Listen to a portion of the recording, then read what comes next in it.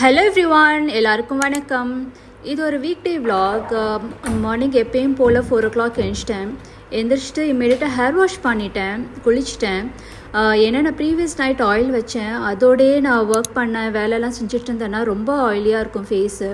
சரி okay, எந்திரிச்சதும் hair wash பண்ணிடலான்னு சொல்லி தான் ப்ரீவியஸ் நைட் ஆயில் வச்சேன். ஹேர் வாஷ் பண்ணி வந்து முடிச்சிடும் பார்த்திங்கன்னா வேலையாக கோலம் போட்டுடலான்னு சொல்லி கோலம் போட்டேன். இந்த கோலம் எப்படி இருக்குதுன்னு சொல்லுங்கள். சும்மா அப்படியே ஒரு ஃப்ரீ ஹேண்டில் வந்த கோலம் தான். ஸோ எப்படி இருக்குதுன்னு சொல்லுங்கள்.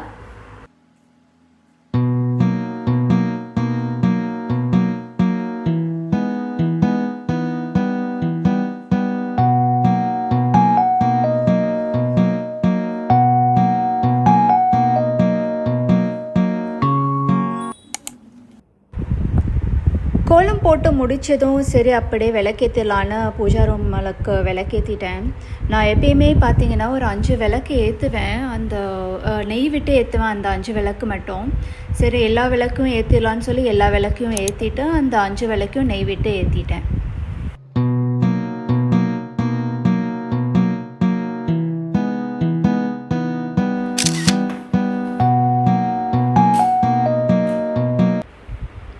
அப்படியே விளக்கேற்றி முடிச்சுட்டு மார்னிங் சாதனாவையும் முடிச்சிட்டேன், பிராணாயாமம் அண்ட் தியானாவும் பண்ணி முடிச்சுட்டு கிச்சனுக்கு வந்து நம்மளோட morning breakfast and lunch prepare பண்ணுற ஒர்க்கு தான் அப்படியே நான் ஸ்டார்ட் பண்ணிட்டேன்.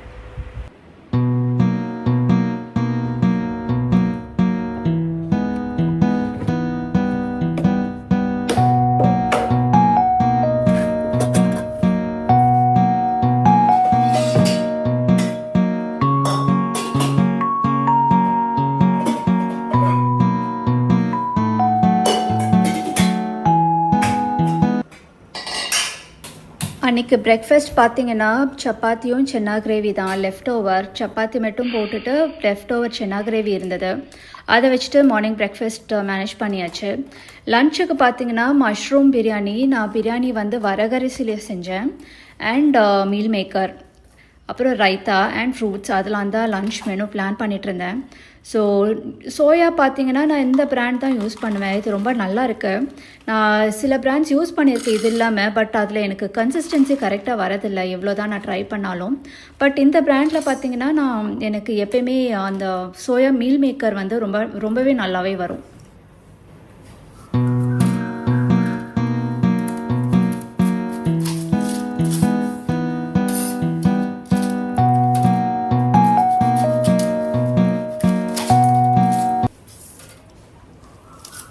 மஷ்ரூம் பிரியாணி நான் பிரியாணி அந்த மெத்தடில் பண்ணல, தனியாக வரகரிசியை வேக வச்சுட்டு மஷ்ரூமையும் மிச்ச ஐட்டம்ஸ் பிரியாணிக்கு என்னெல்லாம் ஆட் பண்ணுவோமோ அதெல்லாம் நான் தனித்தனியாக வதக்கி எடுத்துட்டேன்.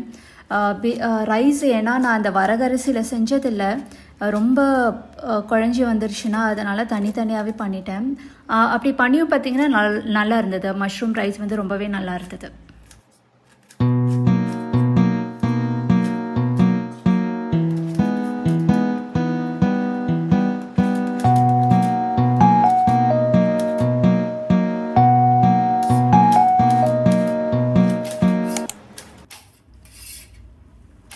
மஷ்ரூம் கட் பண்ணாலே எனக்கு ஒரு சாட்டிஸ்ஃபையிங்காக இருக்கும், ஏன்னா அது ரொம்ப சாஃப்டாக இருக்கும்ல.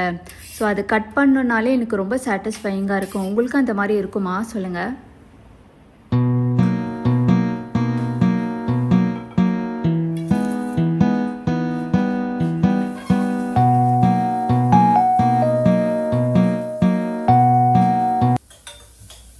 மீல் மேக்கர் பண்ண ஸ்டார்ட் பண்ணிட்டேன். மீல் மேக்கர் ரொம்ப சிம்பிளாக தான் பண்ணேன். தக்காளி, வெங்காயம், கொஞ்சம் இஞ்சி பூண்டு பேஸ்ட்டு, என்கிட்ட ஜிஞ்சர் கார்லிக் பேஸ்ட்டு வந்து இல்லை, ப்ளஸ் என்கிட்ட ஜிஞ்சரும் இல்லை, ஸோ வெறும் கார்லிக் தான் இருந்தது. சரி இந்த ஒரு பிராண்டை வந்து நான் இதில் பார்த்தேன், இன்ஸ்டாமார்ட்டில் பார்த்தேன். ஸோ அதில் வந்து நோ ப்ரிசர்வேட்டிவ்ஸ், நோ அடிட்டிவ்ஸ் எல்லாம் அப்படி போட்டதுனால சரி அதை ட்ரை பண்ணி பார்க்கலாமேன்னு சொல்லி அதை வாங்கினேன். அதில் இன்க்ரீடியன்ட்ஸ் பார்த்திங்கன்னா ginger, garlic, olive oil, salt அது மட்டும் தான் போட்டுட்டு இருந்தது. சரி ஒன்ஸ் ட்ரை பண்ணி பார்க்கலாமேன்னு சொல்லி தான் வாங்கி அதை ட்ரை பண்ணேன். வெங்காயம், தக்காளி, ஜிஞ்சர் கார்லிக் பேஸ்ட், அப்புறம் ஸ்பைஸ் பவுடர்ஸ் பார்த்திங்கன்னா மஞ்சள் பொடி, chilli powder, coriander powder, garam masala, அது எல்லாமே போட்டு வதக்கி இந்த மீல் மேக்கரையும் போட்டு கொஞ்சம் வதக்கி அப்புறம் லைட்டாக தண்ணி விட்டுட்டு ஒரு 2 விசிலில் வேக வச்சுருவேன். வேக வச்சுட்டு தண்ணியெல்லாம் வற்றிட்ட அப்புறம் கொஞ்சம் நான் பெப்பர் பவுடரும் ஆட் பண்ணுவேன் லாஸ்ட்டாக. அதுக்கப்புறம் கொரியண்டர் லீவ்ஸ் போட்டு அவ்வளோதான். ரொம்ப ஈஸியாக இருக்கும். ரொம்ப சிம்பிள் ரெசிபி, பட் ரொம்ப டேஸ்டியாகவும் இருக்கும். நீங்கள் ஒன்ஸ் ட்ரை பண்ணி பாருங்கள்.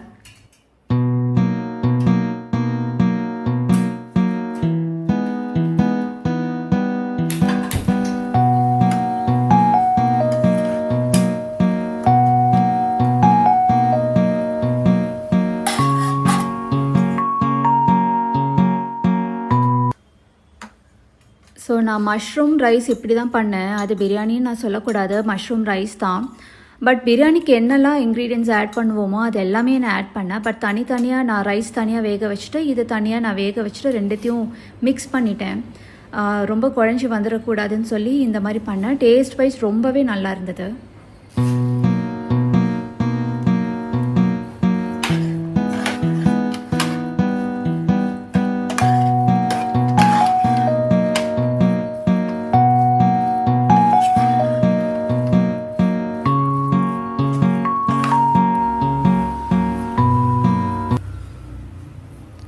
லன்ச் ஒர்க் அவ்வளோதான் முடிஞ்சுது. அப்படியே பிரேக்ஃபாஸ்ட் ரெடி பண்ணிடலான்ட்டு வெறும் சப்பாத்தி மட்டும் பண்ணிகிட்டு இருந்தேன். ஏன்னா என்கிட்ட வந்து ப்ரீவியஸ் டே வச்ச சென்னா கறி இருந்தது.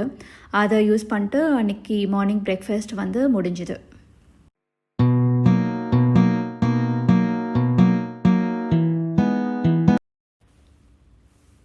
பின்ட்டுக்கு அந்த நான் பண்ண சென்னா கிரேவி வந்து ரொம்ப பிடிச்சிட்டு இருந்தது.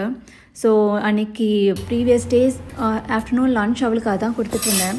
அன்றைக்கி நைட்டும் எனக்கு இருக்கான்னு கேட்டால், நெக்ஸ்ட் டே இப்போ நான் பண்ணிகிட்ருக்கேன் அப்பயும் இருக்கான்னு கேட்டால், சரி அவளுக்காகவே கொஞ்சம் நான் ஸ்டோர் பண்ணிவிட்டு அந்த சென்னா மசாலா கொடுத்தேன். அந்த சென்னா மசாலா நான் ஃபர்ஸ்ட் டைம் புதுசாக ட்ரை பண்ணேன். ரொம்ப டேஸ்டியாக இருந்தது, ரொம்பவே நல்லா இருந்தது.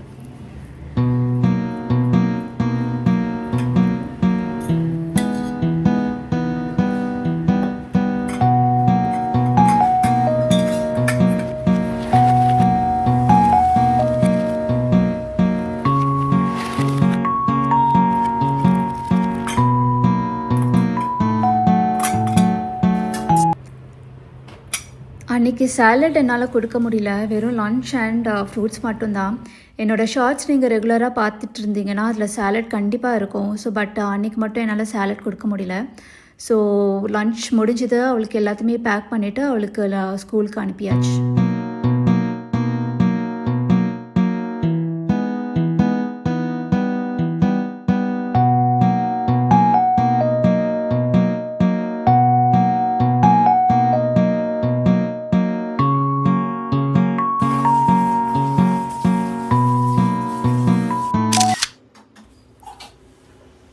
ஒரு வழியாக ஸ்கூலுக்கு அனுப்பியாச்சு.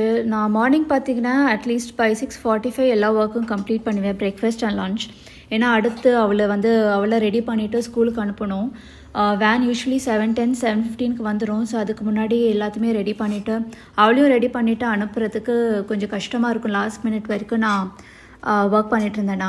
ஸோ பை 6:45 மேக்ஸிமம் பை 6:50 பார்த்திங்கன்னா என்னோடய பிரேக்ஃபாஸ்ட் லன்ச் முடிச்சுட்டு பேக்கிங்கை முடிச்சுடுவேன். அதுக்கப்புறம் அவளை வந்து ரெடி பண்ணி விட்டுட்டு அவள் ஸ்கூல் வேனில் ஏற்றி விட்டுட்டு அதுக்கப்புறம் எனக்கு இருக்கிற இந்த ஒர்க்கெல்லாம் முடிச்சுட்டு பாத்திரம்லாம் கழுவிட்டு அதுக்கப்புறம் எனக்கு நான் ஆஃபீஸ்க்கு போகிறதா இருந்ததுன்னா எனக்கு பார்த்திங்கன்னா இமீடியட்டாக நான் வந்து ரெடி ஆகிட்டு ஆஃபீஸ் கிளம்பிடுவேன்.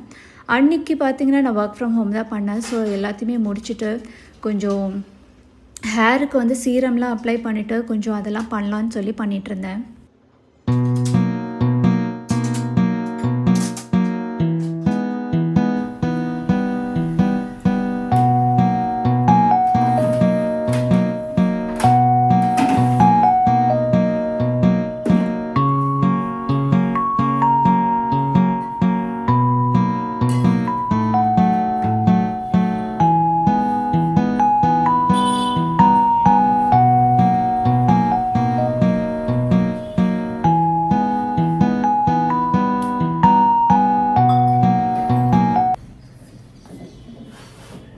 நான் யூஸ் பண்ணுற சப்பாத்திகள் பார்த்திங்கன்னா அது கேஸ்ட் அயன்.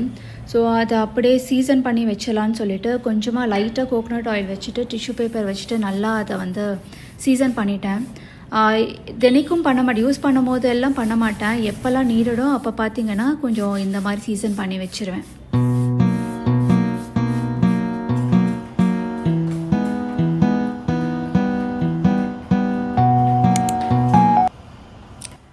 ஃப்ளோர் மேட்டையும் வாஷ் பண்ணிடலான்ட்டு எல்லா ரூம்ஸில் இருக்கிற ஃப்ளோர் மேட்டையும் எடுத்துகிட்டு நான் வாஷிங் மிஷினில் தான் வாஷ் பண்ண போடுவேன். நான் எப்போல்லாம் ஃப்ளோர் மேட் வாஷ் பண்ணுறேனோ வாஷிங் மிஷினில் இம்மிடியட்டாக வந்து நான் ட்ரம் க்ளீனும் பண்ணிவிடுவேன் சேம் டே. ஸோ தட் ட்ரம்மும் க்ளீன் ஆன மாதிரி இருக்கும். அதுக்கு முன்னாடி நான் ஃப்ளோர் மேட்ஸ் எல்லாம் வாஷ் பண்ண மாதிரியும் இருக்கும். ஸோ கையில் துவைக்க மாட்டேன், ஃப்ளோர் மேட்ஸ் எல்லாம் வாஷிங் மிஷினில் போட்டு இம்மிடியட்டாக ட்ரம் க்ளீனும் பண்ணி விட்டுடுவேன்.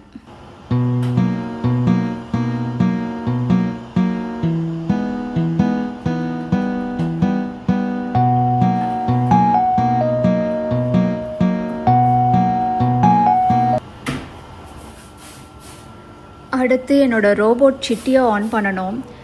அங்கே ஒரு பிளாக் இருக்கிறதுனால என் சிட்டினால் அங்கே போய் க்ளீன் பண்ண முடியல, ஸ்வீப் பண்ண முடியல. ஸோ அந்த ஏரியாவை மட்டும் நான் பார்த்திங்கன்னா ஸ்வீப் பண்ணிவிடுவேன். மிச்ச ஏரியாலாம் பார்த்திங்கன்னா என்னோடய ரோபோட் சிட்டி வந்து எல்லாத்தையுமே ஸ்வீப் அண்ட் மாப் பண்ணி கொடுத்துரும்.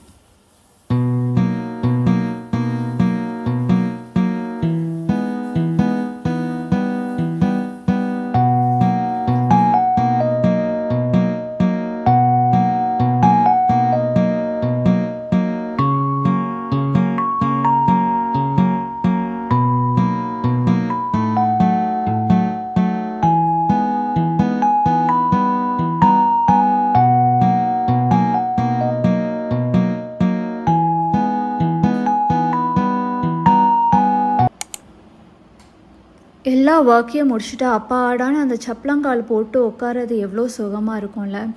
ஸோ அப்படியே எல்லா ஒர்க்கையும் முடிச்சுட்டு ஹேர் சீரம் அப்ளை பண்ணிடலான்னு பண்ணிகிட்ருக்கேன். ஆக்சுவலாக இந்த சீரம் டேம்ப் ஹேரில் போடணும். பட் நான் எல்லா ஒர்க்கையும் முடிச்சுட்டு அந்த சீரம் போடுறதுக்குள்ளே என்னோடய ஹேர் நல்லாவே ட்ரை ஆகிடுச்சு. சரி இருந்தாலும் ஹேர் சீரம் அப்ளை பண்ணிடலான்னு சொல்லி ஹேர் சீரம் அப்ளை பண்ணிகிட்டு இருந்தேன்.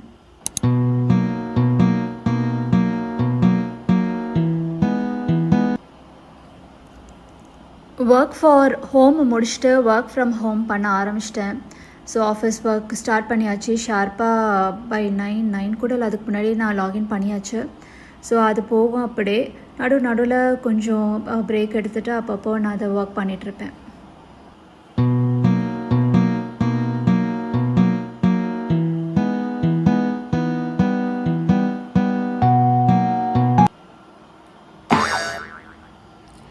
என் சிட்டி கூட கொஞ்சம் விளையாடலான்னு சொல்லி ட்ரை பண்ணேன். என்னை நல்லா நோஸ் கட் பண்ணிடுச்சு. Attempt 1 fail, attempt 2 fail, attempt 3 succeed ஆயிடுச்சு இல்லையான்னு பாருங்கள்.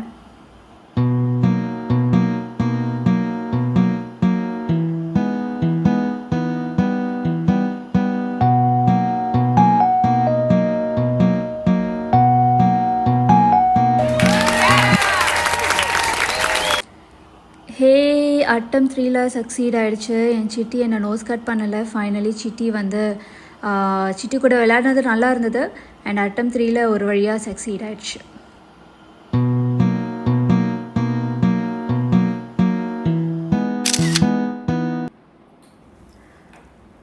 லன்ச் டைம் வந்துடுச்சு. லன்ச் அப்படியே சாப்பிட்டு முடிச்சுட்டு கொஞ்சம் அப்படியே ரெஃப்ரெஷிங்காக லைட்டாக கொஞ்சம் நேரம் டிவி பார்த்துட்டு அப்படியே லன்ச் பிரேக்கையும் முடிச்சுட்டு திருப்பி ஆஃப்டர் லன்ச் லாகின் பண்ணிவிட்டு rest of the work complete பண்ணிகிட்டு இருந்தேன்.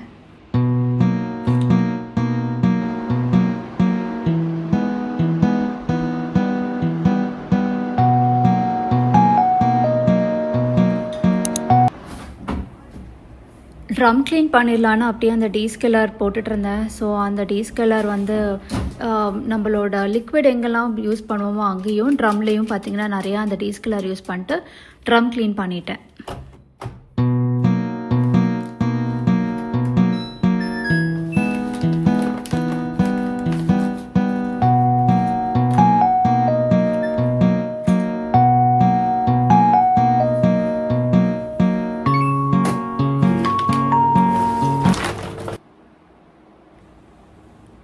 Back to work again. Evening ஆக ஆக அப்படியே எனர்ஜியும் பார்த்திங்கன்னா ட்ராப் ஆகும். ஸோ ஆல்மோஸ்ட் ஒர்க் எல்லாம் முடிச்சாச்சு. லாக் ஆஃப் பண்ண வேண்டிய டைமும் வந்துடுச்சு. லாக் ஆஃப் பண்ணிவிட்டு பூஜா விளக்கெல்லாம் ஏற்றிட்டு நைட் டின்னருக்கு பெருசாக ஒன்றும் இல்லை. சப்பாத்தி மார்னிங் நிறையாவே இருந்தது, மீதம் இருந்தது. அதையும் சென்னா மசாலா இன்னும் லெஃப்ட் ஓவர் இருந்தது, அதையும் வச்சு மேனேஜ் பண்ணிட்டு நைட் டின்னர் முடிச்சிட்டோம். ஸோ இந்த வீடியோ உங்களுக்கு பிடிச்சிட்டு இருந்ததுன்னா லைக் பண்ணுங்கள். நான் உங்களை நெக்ஸ்ட் வீடியோவில் பார்க்குறேன். See you. Bye bye.